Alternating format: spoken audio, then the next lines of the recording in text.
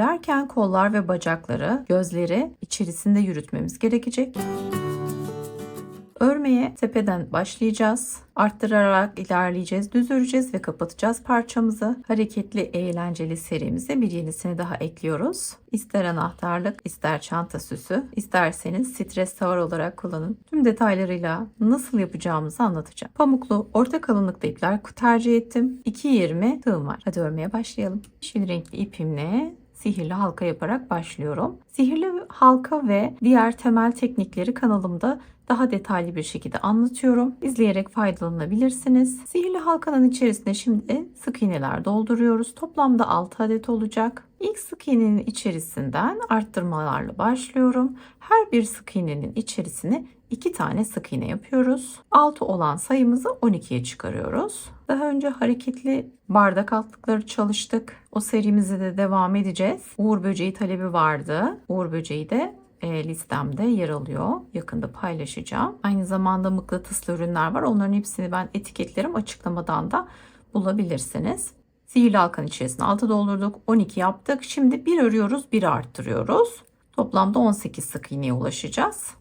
18 ulaştıktan sonra bir üstte 2 tane örüyorum, bir tane arttırıyorum. Bir üst sırada da 3 tane öreceğim, bir arttıracağım. Sonrasında düz öreceğiz. Kaç sıra düz öreceğiz? Toplamda 9 sıra boyunca herhangi bir arttırma eksiltme yapmadan örüp devam edelim. Bu noktada da kollar, bacaklar, hareketli kısımları nasıl yapacağız? Onları göreceğiz. Geçmeden önce henüz hala kanalıma abone değilseniz abone olmayı unutmayın. Bildirimleri açarak da anında haberdar olabilirsiniz paylaşımlarımda. Kanalıma üye olarak da kanal ayrıcalıklarından yararlanabileceğinizi hatırlatmak isterim. Davet linkini ekleyeceğim, inceleyebilirsiniz. Göz yapımıyla başlayalım. Sihirli halka yapıyoruz. İçerisine 6 adet sık iğne dolduruyorum. 1, 2, 3, 4, 5, 6 ve bir üst sırada her bir ilmeğin içerisine 2 sık iğne dolduruyoruz. 6 olan sayımızı 12'ye tamamlıyoruz. Şimdi 2 sıra boyunca arttırma eksiltme yapmadan 12 sık iğne örelim.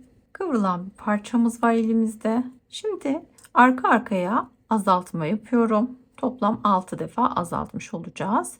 Parçanın içerisini doldurmuyoruz. Elinizle yassılaştırarak şekil verebilirsiniz. Kısa kesiyorum ve sabitliyorum. Şimdi beyaz halkamızı yapalım. Şimdi ilk sıra değil, ikinci sıra. Bakın şuralardaki ilmeklerden alarak öreceğiz. Tığımın kancasını geçirdim. İkinci ve üçüncü sıranın arasında aldım, bir sık iğne ördüm.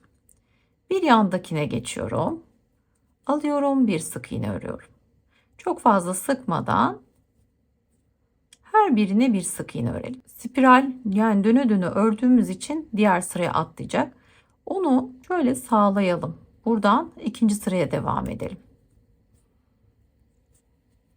Yerimizi ikinci sırada koruyarak devam ediyoruz. Kıvırarak şekil veriyorum. Kısa kesiyorum ve pürüzsüz nasıl birleştirdiğimi göstereceğim. Tığımdan çıkardığım ilmeği çekiyorum. İlk ilmeğin içerisinden yapalım. Geldiğim ilmekten tekrar arkaya alıyorum. Bakın. Siyah parçayı da örüp burayla birleştireceğiz. İplerin ucunu sabitliyorum. Sihirli halkanın içerisine 6 sık iğne yapıyoruz. İlk sık iğneden ilmek kaydırma ile birleştirelim ve kısa keselim. Aynı yöntemle ipimin ucunu saklıyorum. Şimdi açık renkli ipimle, krem ipimle bir ışık yapıyorum.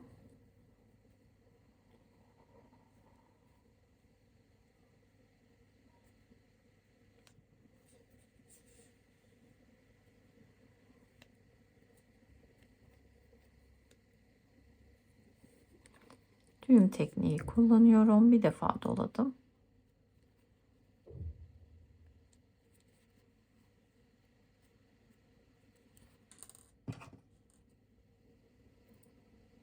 Sıcak silikonla yapıştıracağım ben. Tekstil yapıştırıcısı kullanabilirsiniz. İsterseniz dik edebilirsiniz.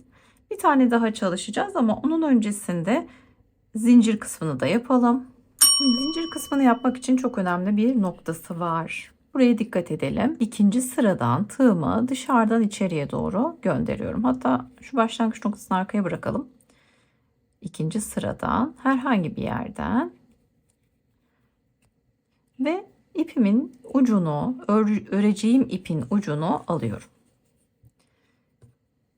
Göz parçasına sabitliyorum.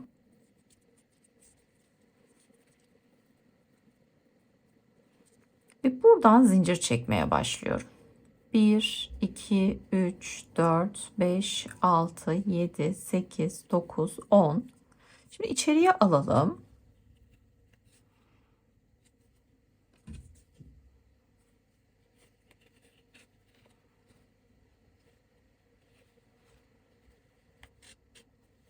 İçeriye aldık. Şu örmeye devam edeceğimiz gövde ipi. Bu da gözü ördüğüm ip. Şöyle çevirebiliriz. 10 zincir çektik. Zincir çekmeye devam edelim. 11, 12, 13, 14, 15, 16, 17, 18, 19, 20, 21, 22, 23, 24, 25, 26 zincir çekiyoruz. Şimdi geri dönüyorum. Önce tığımın başına alıyorum. Geri dönüyorum. İkincinin içerisine şöyle çevirelim. Kesik çizgiden alalım. Bir ilmek kaydırma. Üçünü bir çekiyorum. Şimdi arka arkaya 10 tane aynı yere ilmek düzeltiyorum. Tekli trabzan. Üçünü bir çekiyorum. Tekli trabzan yapıyorum. 3 tane yaptım. Sık iğne ile aynı yere sabitleyelim. Gayet başarılı. Şimdi aynısından bir tane daha yapacağız. Yine göz aynı şekilde örelim. Tam karşılığından ikinci sıradan aynı işlemi yapalım. Nerelerden sabitleyerek devam edeceğiz? Bacakları nerelerden sabitleyeceğiz onu göstereceğim. Şimdi örmeye devam edelim gövdeden. Başlangıç noktama şöyle bir ilmek belirleyici bırakıyorum. 1, 2, 3 sık iğne, bir tane azaltma. Bu işlemi 6 kez tekrar edelim. Şimdi bu sırada da 1, 2 sık iğne, bir tane azaltma. 6 kez tekrar edelim. Sırayı tamamlayalım ve bacakları bir üst sırada birleştireceğiz. Birleştirmeden önce, gövdeyi kapatmadan önce de kolları da yapalım. İpimi kilitliyorum. 1, 2 zincir. Tığımın başına alıyorum ve geri dönüyorum. İkinci zincirin içerisine 10 tane tekli trabzan, bir tane sık iğne ile birleştiriyorum. İlk ilmeğin içerisinden alıyorum. Tığımdakinden geçiriyorum ve zincir çekmeye başlıyorum. Ve zincirlerimi çekmeye başlıyorum. Burada zincir sayısı vermiyorum. Şöyle parçanızı alıp ölçebilirsiniz. Ne kadar sallanmasını istiyorsanız kolların aşağıya o şekilde. 6. sıradan geçireceğiz. 2, 4, 6. Şuradan 5 tane daha çekeceğim. Öncelikle bu parçayı gövdenin içine çekiyoruz. İpimi şöyle bırakıyorum uzunca. 2, 4, 6. Şöyle gözün yan tarafından 2, 4, 6 hizalıyorum. İplerim biraz karışıyor birbirine. Zincirimi çekiyorum diğer tarafa. Burada örmeye devam edeceğim. İpinizi şöyle biraz alın. Şimdi burada 10 tane tekli trabzan yapalım. İkinci zincirin içerisine sık iğne yapıp kilitliyorum ve ipimi sabitliyorum. Diğer taraftan ipin ucunu alalım ve şimdi elyaf dolumunu da yapalım. Sonra da bacakları sabitleyelim.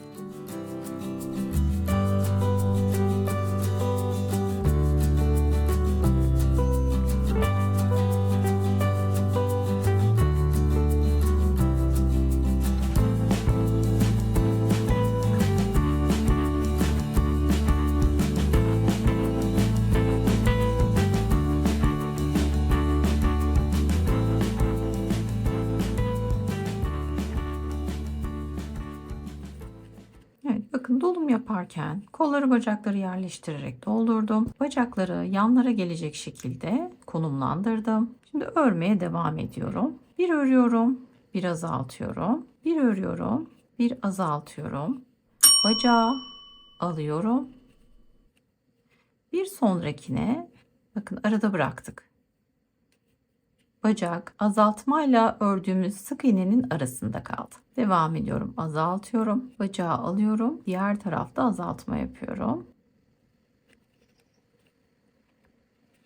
Bakın bacakları sabitlemiş olduk. Örgünüzü şöyle yassılaştırın. Nerede konumlandırmak istiyorsanız bacakları, isterseniz daha öne de alabilirsiniz. Tamamen sizin hayal gücünüze bağlı. Tüm ilmeklerde azaltma yapalım ve kapatalım.